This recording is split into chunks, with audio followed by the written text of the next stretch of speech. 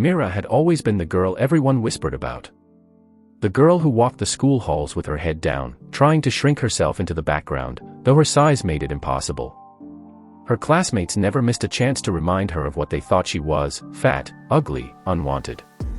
The word stung, but Mira had learned to carry them like heavy stones in her heart, never letting them show on her face. Lunchtime was the worst. The cafeteria was a battleground where she had no allies. As she walked past the crowded tables, the snickers and hushed laughter followed her like a shadow. She sat alone, poking at her food while overhearing cruel jokes about her weight, as if she were invisible, except when they needed a target. One particular day, as she struggled to hold back tears, something unusual happened.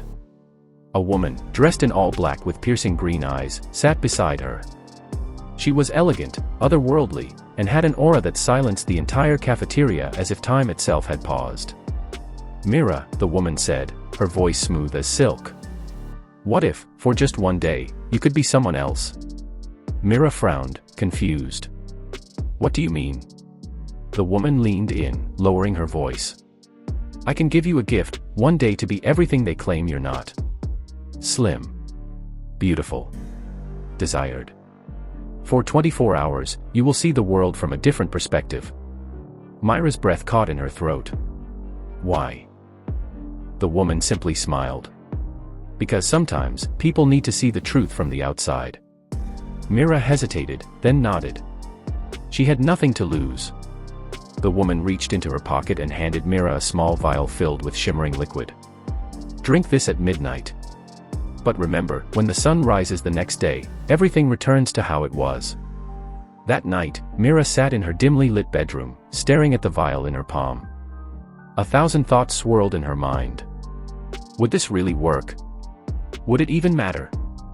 The whispers of her tormentors echoed in her ears, and before she could overthink, she uncorked the vial and drank it in one swift gulp. A warmth spread through her body, tingling at her fingertips, her skin tightening, her limbs stretching. She stumbled to the mirror and gasped. The reflection staring back at her was unrecognizable. Her round face was now sculpted and elegant, her once heavy frame was slim and toned. Her long hair shimmered under the light, no longer frizzy but smooth and flowing like silk. She was breathtaking. Mira barely slept that night. Excitement buzzed in her veins as she imagined walking into school, not as the invisible girl but as someone worth noticing. She wanted to see the looks on their faces. Would they recognize her? Would they finally treat her differently? Morning came, and as she stepped into the school hallway, all eyes turned toward her. The usual whispers weren't there. Instead, there was silence, then murmurs of admiration. Girls stared with envy, boys watched with awe. Teachers smiled at her as if she had always existed this way. She walked past the table of the popular girls, the same ones who used to laugh at her. Now, they leaned in, whispering, intrigued by the new girl. A boy she had secretly admired for years, Nathan, actually looked her way, his eyes lighting up with interest. Mira could feel the power in this moment. But she wasn't done yet. She had plans. Plans no one would ever see coming. Mira's heart pounded as she strolled down the hallway, every step feeling like a dream she had never dared to imagine.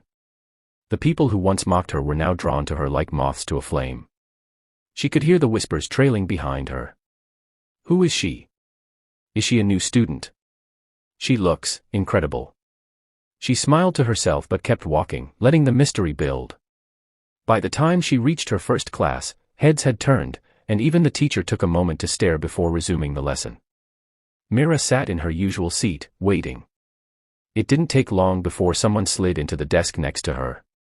"Hey," a familiar voice said. Mira turned, barely able to hide her amusement when she saw that it was Jessica, one of her worst tormentors. Jessica had spent years making her life miserable, laughing at her weight, spreading rumors, ensuring that Mira was always on the outside looking in. But now, Jessica was smiling, her expression friendly, curious. "I haven't seen you around before," Jessica continued, flipping her blonde hair over her shoulder. "Are you new here?" Mira pretended to be confused. "No. I've always been here." Jessica frowned. "Really? What's your name?" Mira hesitated, debating whether to reveal the truth. But then, she saw the doubt in Jessica's eyes, the way she was trying to place her, and the temptation was too strong. Mira. Jessica's eyes widened slightly, but she quickly covered it up with a forced laugh. Oh, wow. That's crazy. You look so different. Mira just smiled. She could tell that Jessica didn't believe her, or maybe didn't want to. That was fine. The fun was just beginning. The rest of the day passed in a blur of attention. People who had never spoken to her before suddenly wanted to be her friend. Boys who had ignored her existence were now lining up just to say hello. Even teachers were friendlier, as if her beauty alone had made her more deserving of kindness. By the time lunch rolled around, she found herself being waved over to a table she never would have dared approach before, the table where the most popular students sat. Jessica, Nathan, and their entire clique. Come sit with us, Nathan said, flashing her a grin. Mira hesitated for just a second, remembering all the times she had sat alone in the cafeteria, picking at her food while these same people laughed at her from across the room. But she nodded and took a seat, keeping her expression calm. So, Mira, Jessica said, leaning forward. You have to tell us, what's your secret? Like, did you move away and come back? Did you get some kind of glow up over the summer? Mira shrugged. Something like that. Nathan chuckled. Well, whatever it is, it's working. You look amazing. She turned to him, meeting his gaze. This was the same boy who had laughed when Jessica called her a walking disaster last year. The same boy who had once looked through her like she didn't even exist. But now, his attention was fully on her. Thanks, she said sweetly, tilting her head slightly. I always thought you were kind of cute, you know. Nathan's eyebrows lifted in surprise, then he grinned. Oh yeah. Mira nodded.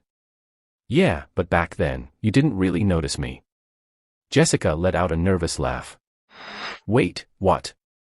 There's no way we went to the same school this whole time. I would have noticed you. Mira turned to her, her expression unreadable. Oh, trust me. You noticed me. The table went silent for a second, but before anyone could respond, Mira stood up.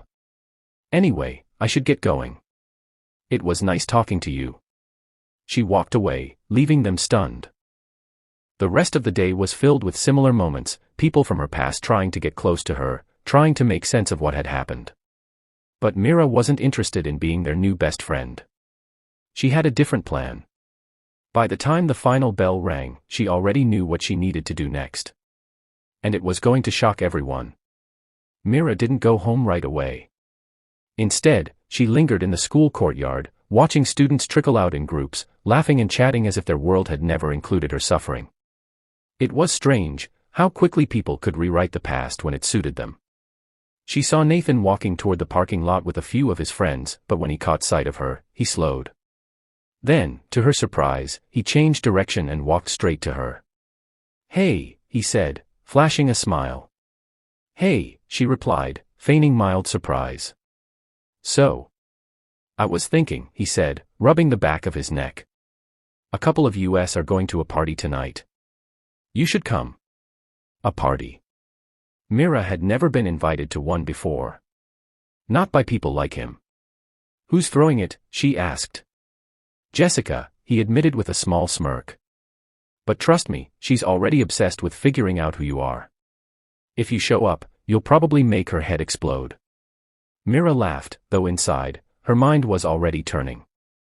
This was it. The perfect opportunity. All right, she said. I'll be there. Nathan grinned. Awesome. I'll text you the address. She didn't bother telling him that she already knew where Jessica lived. She had spent years watching from the outside, after all. That night, Mira stood in front of her bedroom mirror, her reflection still unfamiliar yet exhilarating. The power she held now, the way the world had shifted in just a few hours, was intoxicating. She slipped into a sleek black dress that hugged her new figure perfectly, her hair flowing effortlessly over her shoulders. As she gazed at herself, a thought crept into her mind. Did she really want this to end? The woman had said the transformation would last only 24 hours.